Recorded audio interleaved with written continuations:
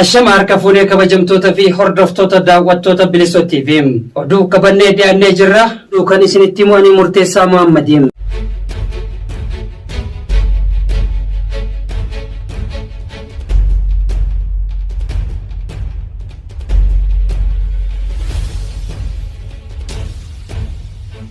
Amma oduu ijoom maqaa waraana bilisummaa Oromoo uummata saamaa kan ture dargaggeessa tokko waboo harka bu'eeraam.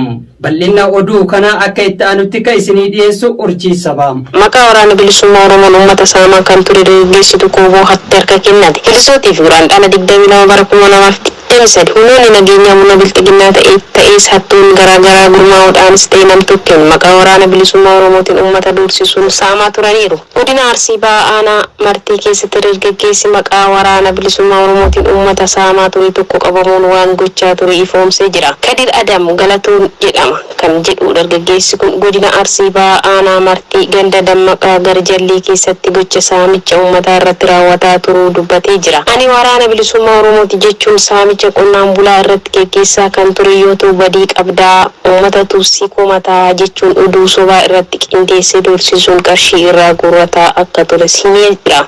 Namoota saamicha irratti gaggeessan si'oo dubbatu Arabaa Manzaa irraa qarshii 10,000, Kamaal Jundii irraa qarshii 10,000, Danaa Adam irraa qarshii 20,000 fi kanneen biroo irraa guurrachuu dubbatee jira. Dhuma irrattis gocha kun badii ta'uu isaa amanuudhaan gocha fokkataa akka kanaatti hin deebi'u jedhuun uummata Oromoo fi waraana bilisummaa Oromoo dhiifama gaafatee jira. Baha Wallaggaa bulchiinsa magaalaa Naqamtee keessatti hooggantoonni waraana bilchiginnaa wal shakkuun hooggana tokko qabanii hidhaniiru.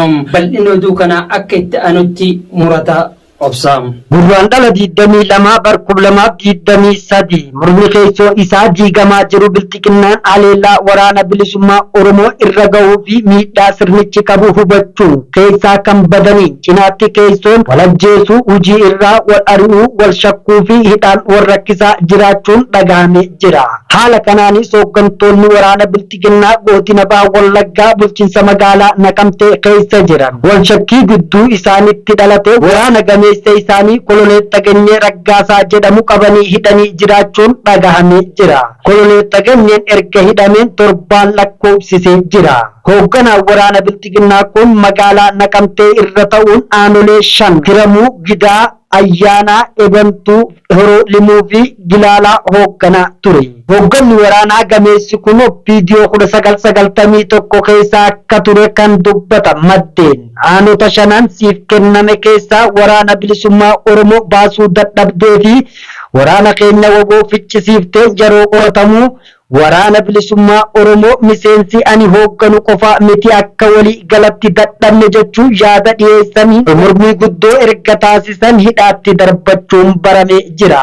Sababa kanaanis loltoonni Koloneel Taganyee fi amanamoo ta'an ajaja fudhachuu diduu fi meeshaa gurguratanii badaa jiraachuun odeessi maddeen waraanaa bulchiinsa magaalaa Naqamtee irraa nu qaqqabe addeessee jira. Miseensi raayyaa ittisa biyyaa Impaayeraa 2 hidhannoo guutuun godina Gujii Lixaa Aanaa Bulee Horaa irratti wabootti harka kennateera. Bal'ina oduu kana urjii sabaa. Miseensonni raayyaa ittisa Impaayeraa 2 hidhannoo guutuun godina Gujii Lixaa Aanaa Bulee Horaa irraa wabootti harka kennatan. Guraandhala 22 bara 2023 murni bilxiginnaa ilmaan Impaayeratti dirqii leenjii waraanatti ergee leenjii kennuu fi waraanni hanga kana qabnaa fi leenjisne jechuudhaan qabsoo miidiyaa fi paarlamaaf laatus warreen ajjeechaa uummataaf dirqama daba fudhatanii bobba'an hawaasa keenya hin ajjeesnuu fi qabsoo bilisummaan gaggeeffamu jiru dura hin dhaabbannu jedhan sirnicha ganuu wabootti harka kennachaa jira. Haala kanaanis kaleessa Guraandhala 21 bara 2023 godina Gujii Lixaa Aanaa Bulee Horaa mooraa waraana bilxiginnaa irraa miseensota raayyaa ittisa Impaayeraa 2 dhalootaan Oromoo ta'an meeshaa fi hidhannoo guutuu waliin wabootti harka kennatanii jiru. Meeshaa waraanaa isaan fidan kunniinis kilaashii turkii tokko, hojii tokko, rasaasa 460 boombii tokkoo fi hidhannoo 2dha. Miseensonni raayyaa ittisa biyyaa Impaayeritti 2 kun sirna dhiiga ilmaan Oromoo akka lolaa dhangalaasaa jiruu fi lubbuu akka balaa harcaasaa jiruuf qawwee baatanii tajaajilaa turuu isaanitti gaddanii hawaasa Oromoo dhiifama gaafachuun hanga aarsaa lubbuutti kaffallee ta'anii fi salphina sabni keenya keessa galee keessaa baasuuf woboo waliin ni qabsoofnaa jedhan. Itti dabaluunis sirnichi maqaa Oromootiin aangoo fi harka qaba jedhuun ilmaan Oromoo lola isaanii hin laalletti bulchisee ajjeesisiisaa biraan ammoo olaantummaa fantaalee biyya Amaaraa ijaaraa waan jiruuf ilmaan Oromoo miseensa waraana bilxiginnaa gosa kamiinuu taatan qawwee fi hidhannoo keessa waliin gara abdii saba waraana bilisummaa Oromootti dhuftan jechuudhaaf dabarsaniiru. Dr. Darajjee Waaqjiraa magaalaa Bishooftuu irratti qabamu magaalaa Burraayyuutti erga hidhaniin mana murtii osoo hin dhiyeessin dararaa jiraachuun barameera. Bal'ina oduu kana akka itti aanutti Abdii Sabaam. Dr. Darajjee Waaqjiraa magaalaa Bishooftuu irraa qabuun magaalaa Burraayyuutti akka hidhanii mana murtiitti osoo hin dhiyeessin dararaa jiraachuun isaa baramee jira.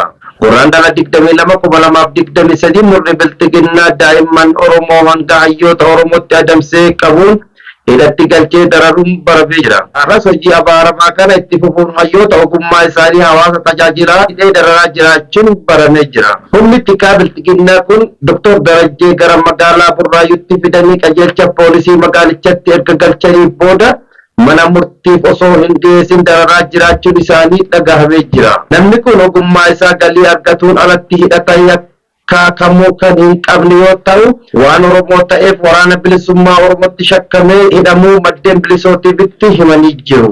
Egaa kabajamtoota fi hordoftoota daawwattoota keenya oduu warraaf qabannee asirratti goolabna hanga oduu biraatiin walitti deebi'utti turtiin keessan Bilisoo TV wajjin haa ta'u.